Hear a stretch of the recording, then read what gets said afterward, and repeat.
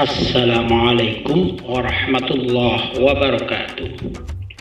Pemirsa Nok TV yang dirahmati oleh Allah Subhanahu wa Ta'ala, kali ini saya akan menceritakan sejarah para Sunan Wali Songo yang hidup di zaman 1400 Masehi. Kala itu beliau datang ke tanah Jawa dari barat sampai timur karena perjalanan saya dari barat menuju ke timur.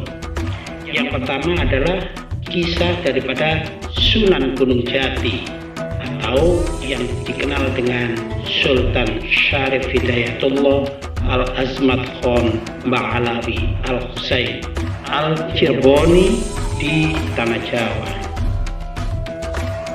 Syarif Hidayatullah adalah merupakan Sayyid Al-Kamil, salah seorang dari Wali Songo. Ia dilahirkan pada tahun 1448 Masehi dari pasangan Syarif Abdullah Umdatuddin bin Ali Nurul Alam dan Nyai Roro Santang, putri dari Sri Baduga Maharaja Prabu Siliwangi dari Kerajaan Pajajaran, yang telah masuk Islam berganti nama menjadi Syarifah Mutaim. Syarif Hidayatullah sampai Cirebon pada tahun 1470 Masehi, yang kemudian dengan dukungan Kesultanan Demak dan Raden Walang Sungsang atau Pangeran Cakrabuana atau Raja Cirebon pertama, sekaligus uak dari Syarif Hidayatullah dari pihak ibu. Ia dinobatkan menjadi Raja Cirebon kedua pada tahun 1479 Masehi dengan gelar Maulana Jati. Syarif Hidayatullah adalah putra dari Syarif Abdullah Umdatuddin bin Ali Nurul Alam yang menikah dengan Nyi Mas Roro Santang, putri dari Jaya Dewata yang bergelar Sri Baduga Maharaja, yang setelah menikah dengan Syarif Abdullah bergelar Syarif Mutaim. Ayah Syarif Hidayatullah adalah seorang penguasa Mesir, putra dari Ali Nurul Alim bin Jamaluddin Akbar Al-Husaini, seorang keturunan dari Sayyid Abdul Malik Al-Azmat Khan India dan Ali Amul Faqih Hadromo. Pada masa lalu terdapat puluhan naskah yang menjelaskan tentang silsilah Syarif Hidayatullah yang diklaim oleh beberapa pihak dan menimbulkan kesimpang siuran, sehingga pada masa pertemuan agung para cendekiawan, sejarawan, bangsawan, dan alim ulama se-Nusantara dan mancanegara pertama yang dimulai pada tahun 1677 di Cirebon. Penelusuran sejarah tentang asal-usul Syarif Hidayatullah telah dilakukan oleh Pangeran Raja Nasiruddin dengan melakukan penelitian terhadap naskah-naskah yang ada dengan dibantu oleh para ahli di bidangnya. Dalam pertemuan Agung Gotra Sawala pertama di Cirebon, penelusuran tersebut menghasilkan sebuah kitab yang diberi nama Negara Kertabumi yang memuat bab tentang silsilah Syarif Hidayatullah dalam Tritya Sarga. Isinya sebagai berikut: Syarif Hidayatullah atau Sayyid Al-Kamil atau Susuhunan Jati atau Sunan Jati, Susuhunan Cirebon bin Syarif Abdullah dengan Nyai Hajah Syarifah Mutaim binti Raja Pajajaran Sunda atau Nyi Mas Roro Santang bin Ali Nurul Alam menikah dengan putri Mesir bin Jamaluddin Al-Husain bin Al-Amir Ahmad Shah Jalaluddin bin Abdullah Khan bin Abdul Malik India bin Alwi Amul Faqih Hadromo bin Muhammad bin Alwi bin Muhammad bin Ali Khalid Qasim bin Ubaidillah bin Ahmad Al-Muhajir Ilallah bin Isa Ar-Rumi bin Muhammad An-Nakib bin Ali Al-Quraidi bin Ja'far Shadiq Madinah bin Muhammad Al-Baqir bin Ali Zainal Abidin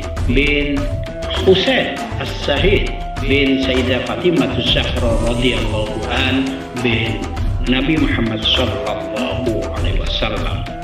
Jadi jelas Syarif Hidayatullah adalah keturunan dari Nabi Muhammad sallallahu alaihi wasallam. Raden Syarif Hidayatullah mewarisi kecenderungan spiritual dari kakek buyutnya, yaitu Syekh Jamaluddin Akbar Al-Husaini, sehingga ketika telah selesai menimba ilmu di pesantren Syekh Datuk Kahfi, ia meneruskan pembelajaran agama ke Timur Tengah.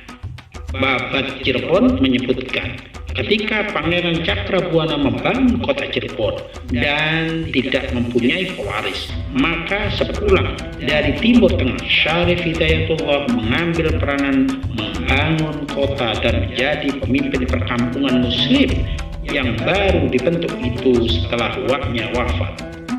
Memasuki usia dewasa sekitar tahun 1470 Masehi sampai 1480 Masehi, beliau menikahi adik dari Bupati Banten saat itu, yaitu Nyai Kawunganten. Dari pernikahan ini lahirlah Ratu Bulung Ayu dan Maulana Hasanuddin. Maulana Hasanuddin inilah yang telah menjadi Raja Banten pertama. Pada masa Kesultanan Demak, masa ini kurang banyak diteliti para sejarawan hingga tiba masa pendirian Kesultanan Demak tahun 1487 Masehi, yang mana Wali Songo memberikan peran penting dalam sejarah pendiriannya. Pada masa itu, Syarif Hidayatullah berusia sekitar 37 tahun, kurang lebih sama dengan usia Raden Patah yang baru diangkat menjadi Sultan Demak pertama.